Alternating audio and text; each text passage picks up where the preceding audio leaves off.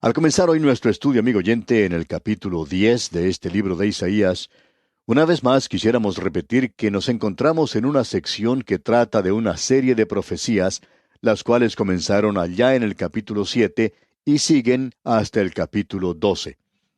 Estas fueron profecías pronunciadas durante el tiempo del rey Acaz. De paso, digamos que este fue un rey malvado, y con un trasfondo tan tenebroso como ese, fueron presentadas estas profecías. En ese momento tan oscuro, Isaías habla acerca de la situación local. Y eso también está echando su mirada hacia el futuro a través de las edades, hacia la época cuando Dios establecerá su reino aquí sobre la tierra. Y vamos a ver esto al continuar, al avanzar en nuestros estudios. Este capítulo 10 es un capítulo muy destacado y creo que decimos esto en cuanto a la mitad de los capítulos de la Biblia. Y quizá deberíamos decir eso acerca de cada uno de los capítulos de la Biblia. Pero eso, por cierto, es indicado para este que consideramos hoy. El tema tratado en este capítulo es que Dios utiliza al pueblo de Asiria unos 500, quizás 700 años antes de la primera venida de Cristo. Dios utilizó al pueblo de Asiria para juzgar, para castigar a Israel. Pero Dios también castiga a los asirios y así sucedió. Y eso lo tenemos aquí en la gran tribulación y la batalla de Armagedón. Se indica en este capítulo ciertos grandes principios y también programas gigantescos en los cuales Dios trata con el hombre y las naciones. Y tenemos todas estas cosas ante nosotros en este capítulo. El capítulo comienza con una breve discusión en cuanto a las leyes y tribunales de aquel día. La justicia de los tribunales de las naciones se refleja en la cultura de la gente y en el castigo y disciplina de Dios. Veremos en este capítulo que los asirios son un símbolo y un tipo del futuro rey del norte que se levantará contra el pueblo de Emanuel. Eso en los últimos días. Esta profecía va más allá del inmediato futuro de los días de Isaías y se extiende hasta los últimos días de la nación de Israel. Isaías identifica ese período designándolo como aquel tiempo, que es a menudo equivalente al día del Señor. Este capítulo concluye con la terrible figura del enemigo del norte en la batalla de Armagedón. Como usted puede apreciar, este es un capítulo muy destacado. En los primeros 4 versículos, tenemos que los jueces de Israel son injustos y que ellos serán juzgados o castigados por Dios. Escuche lo que dice el primer versículo de este capítulo 10. Ay de los que dictan leyes injustas y prescriben tiranía. Es decir, que dictan sentencias que son injustas. Debería estar representada la justicia, pero no lo estaban haciendo. Y prescriben tiranía. Ahora, al observar lo que dicen estos versículos aquí al comienzo de este capítulo, uno pensaría que en lugar de estar leyendo la Biblia, está leyendo a Platón o a algún moralista de ese período o posteriores. Porque están hablando acerca de justicia. Platón tenía mucho que decir en cuanto a eso. Una de las notables excepciones es que, por supuesto, detrás de la justicia humana está la justicia de Dios. El juez y el trono aquí en la tierra tienen que revelar la justicia de Dios y ellos son responsables ante Él. Notemos ahora lo que dice el versículo 2. Para apartar del juicio a los pobres y para quitar el derecho a los afligidos de mi pueblo, para despojar a las viudas y robar a los huérfanos. Lo que aquí se menciona es muy destacado y muy al día. Creemos que estamos viviendo esto desarrollándose en nuestra propia cultura contemporánea, debido a la condición en que se encuentran las cortes o los tribunales cuando tratan de hacer justicia. Ellos deberían reflejar la justicia de Dios, y cuando no lo hacen, abunda entonces la anarquía. La gente se hunde en la degradación. Esa idea que existe hoy de libertad no está siendo exagerada solamente un poquito. Hablando honradamente, amigo oyente, cada criminal que es detenido debería recibir un juicio justo y todo lo que merece. Pero, amigo oyente, para que mi esposa y mis hijos, para que toda mi familia pueda andar por las calles en paz, esa persona criminal tiene que ser castigada. Es culpable y el juez, que puede tener un corazón tierno o puede estar un poquito tierno en la cabeza, deja que salga en libertad. Bueno, él no me está haciendo justicia a mí o a mi familia, ni a usted ni a los suyos. Estamos escuchando demasiado en cuanto a la justicia hoy. Eso es lo que precisamente queremos, y queremos que los criminales sean castigados, para que usted, amigo oyente, y yo podamos vivir sin peligro en nuestros hogares, para que la gente pueda andar por las calles sin ningún temor. Amigo oyente, es muy peligroso hoy, para las mujeres especialmente, salir a la calle de noche, y en muchos lugares ni siquiera los hombres pueden salir a la calle después de oscurecer. ¿Cuál es el problema? El problema está en los tribunales. Ahora ellos dicen o acusan a la policía de que ellos son los que tienen la culpa. Y quizás tengan algo de culpa, pero no lo creemos. Concedemos eso en caso de que tengan alguna razón. Pero insistimos, amigo oyente, insistimos en decir que el problema se encuentra en los tribunales hoy. Es interesante notar que allí es precisamente donde Dios pone su dedo. Y luego, mucho más interesante aún, es que Él habla acerca de los necesitados y de los pobres. Ellos son los que necesitan justicia. Es notable darse cuenta que cuando los políticos hablan, hay veces que indican que todos los programas que se ha inventado para ayudar a los pobres, lo que en realidad ha hecho es perjudicarlos. ¿Sabe usted qué es lo que anda mal allí? Hay solo una persona que puede tratar justamente al pobre, y esa persona es Dios. Él es el único que lo puede hacer. Cuando un juez aquí no siente que él está representando a Dios, entonces, personalmente, no creemos que esa persona sea un juez. En el día de hoy hay demasiados hombres sin Dios que están ocupando cargos de jueces. Y debo decir que ellos no se encuentran en una posición para juzgarme a mí hasta que ellos reconozcan que están representando a Dios. Creemos que esa es una de las cosas maravillosas acerca de los próceres de algunas naciones. Hay muchas personas que hoy hablan acerca del día cuando la gente creía, como por ejemplo Jefferson creía en los Estados Unidos. Bueno, Jefferson era un libre pensador, no hay ninguna duda en cuanto a eso, pero él tenía mucho respeto por la Biblia. Él era una persona que llamaríamos hoy, en nuestros círculos, un creyente. Pero amigo oyente, él tenía respeto por la palabra de Dios y por las declaraciones que allí se encontraban. Nos hemos apartado tanto hoy que nuestros tribunales y nuestros gobiernos ni siquiera reconocen a Dios. No es otra cosa que una farsa el que una persona ponga su mano sobre la Biblia y jure cuando se hace cargo de su posición. Casi podríamos decir que es algo cómico porque ni siquiera el juez cree en eso. Los abogados no creen y tampoco creen los miembros del jurado, y la persona que está prestando juramento tampoco cree. Y cuando usted no cree, pues uno puede jurar sobre cualquier otro libro y posiblemente ellos tengan más respeto que el que demuestran por la palabra de Dios. Amigo oyente, Dios está tratando aquí con principios, y hasta cuando el juez represente a Dios, Él no puede representar a la gente. Nos hemos apartado tanto de esto hoy que parecemos anticuados al hablar de este modo. Pero no nos damos por ofendidos si usted piensa así. Ahora el versículo 3 de este capítulo 10 dice, ¿Y qué haréis en el día del castigo? ¿A quién os acogeréis para que os ayude cuando venga de lejos el asolamiento? ¿En dónde dejaréis vuestra gloria? Dios está diciendo aquí que si usted está juzgando hoy y usted le representa a Él, llegará el día cuando Él va a juzgar y lo juzgará a usted también.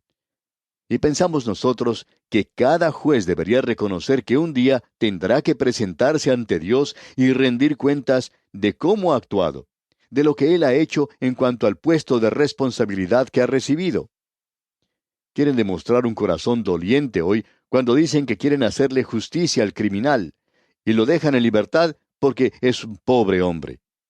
Bueno, amigo oyente, lo que queremos destacar es que ellos necesitan también juzgar mejor a los ricos.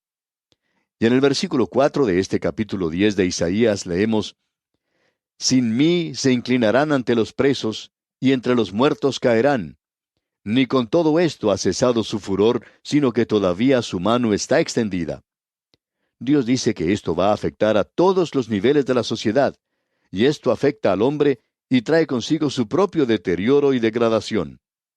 Hoy hemos llegado a un nuevo nivel bajo en lo que se refiere a la moralidad.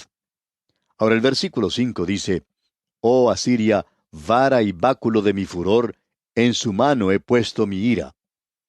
Creemos que aquí encontramos la clave para todo este pasaje. Nos encontramos aquí ante una de las declaraciones más fuertes de la Biblia. Es demasiado para muchas personas hoy.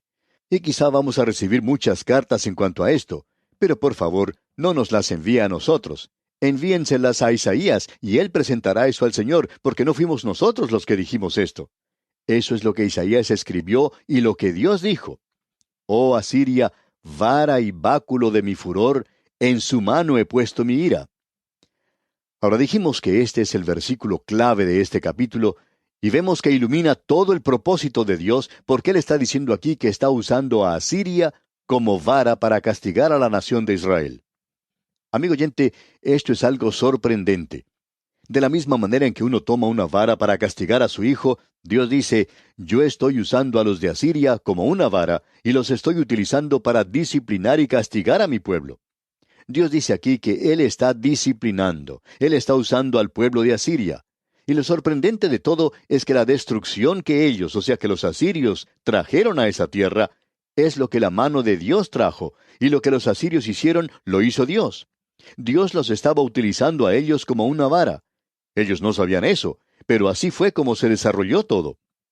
Amigo oyente, esto es demasiado para muchas personas hoy y no lo pueden comprender, pero aquí estamos nosotros para decirle que esto es lo que Dios dijo. Ahora sigamos leyendo en el versículo 6 de este capítulo 10 de Isaías, donde dice, le mandaré contra una nación pérfida, y sobre el pueblo de mi ira le enviaré, para que quite despojos y arrebate presa, y lo ponga para ser hollado como lodo de las calles. Dios dice que Él es responsable por enviar a Sennacherib, el asirio, contra Israel, por tomar cautivo al reino del norte de Israel. Y observando que Asiria es un símbolo del reino del norte, entonces, en los últimos días, veremos aquí un cuadro de otro reino del norte que será utilizado por Dios. Hay muchos expositores bíblicos que creen que esto tiene referencia a la bestia que sale del mar, que se menciona allá en Apocalipsis capítulo 13, y que será uno de los gobernantes del Imperio Romano. Quizá podríamos especular en cuanto a qué reino o qué nación podría ser, pero no vamos a hacerlo. Diremos únicamente que Dios es responsable por esto. Él es quien puede humillar, tratando de provocar que nosotros nos despertemos del sueño en que nos encontramos. Ahora, ¿sabía el pueblo asirio en aquel día que estaba siendo utilizado como una vara por Dios? Bueno, leamos el versículo 7 de este capítulo 10. Aunque él no lo pensará así, ni su corazón lo imaginará de esta manera, sino que su pensamiento será desarraigar y cortar naciones no pocas. Y si uno hubiera ido a preguntarle a uno de estos asirios, pues se le hubiera reído a uno en la cara. Y lo mismo hubiera sucedido si usted se acercaba a uno de los grandes tiranos que ha tenido este mundo y le preguntara, ¿sabía usted que está siendo utilizado como una vara en las manos de Dios? Bueno, esa persona se le hubiera reído sin vergüenza en su cara. Hubiera pensado que eso era algo ridículo. Aun cuando su filosofía o ideas parezcan estar contra Dios mismo, uno nunca puede alejarse de él. Dios aún puede utilizar un pueblo pagano como Asiria. Y éste ni siquiera tenía alguna noción de que era un profeta de Dios y por supuesto nunca hubiera admitido eso. Vamos a dejar ahora algunos versículos para avanzar un poco más en nuestra lectura y veremos que los asirios estaban obteniendo grandes victorias. El orgullo de los asirios los encegueció y no pudieron ver cómo eran las cosas en realidad. Porque ese pueblo estaba apoyándose en su propia fortaleza y en su supremacía, y estaba siendo victorioso por donde quiera que iba. Sin embargo, nosotros sabemos que Dios era quien los estaba utilizando, y lo mismo puede estar sucediendo hoy. Leamos ahora el versículo 12. Pero acontecerá que después que el Señor haya acabado toda su obra en el monte de Sión y en Jerusalén, castigará el fruto de la soberbia del corazón del rey de Asiria y la gloria de la altivez de sus ojos. Esto es más sorprendente aún.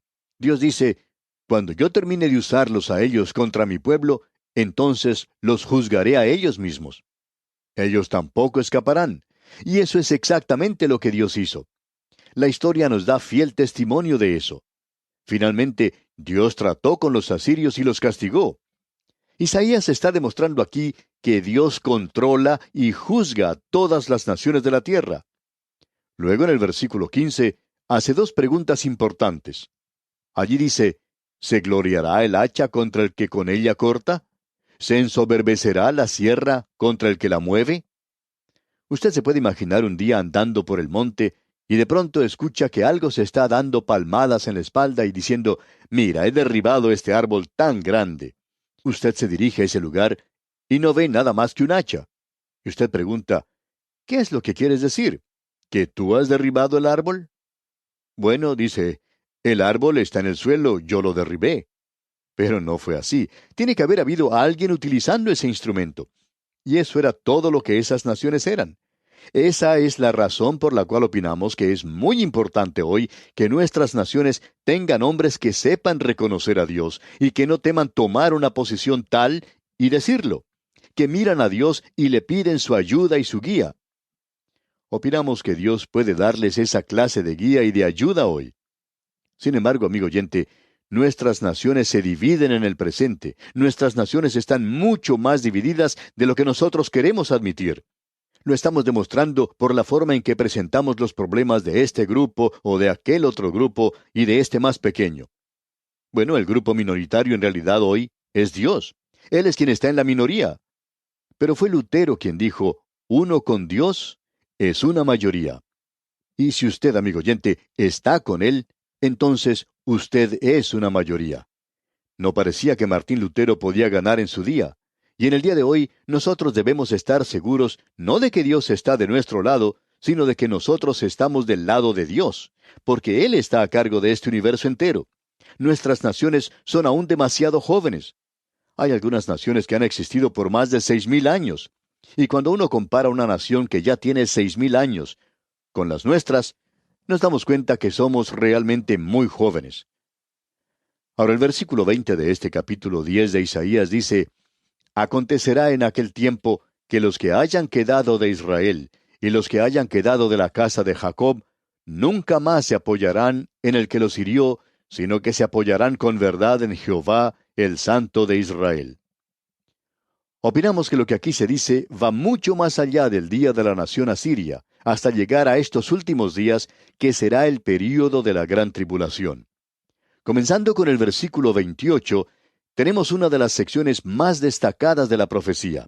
No vamos a leer esto en detalle, pero nos da ciertas posiciones geográficas, todas ellas en el norte de Jerusalén, y esto demuestra la ruta que el invasor del norte tomó en aquel día, y la ruta que aparentemente utilizará la tierra de Magog cuando se lance contra Israel en aquel último día.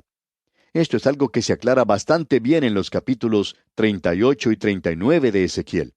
Usted puede notar que se menciona en primer lugar a Ahat. Este es un lugar que se encuentra a unos 24 kilómetros al norte de Jerusalén. Migrón se encuentra al sur de Ahat, hacia Jerusalén.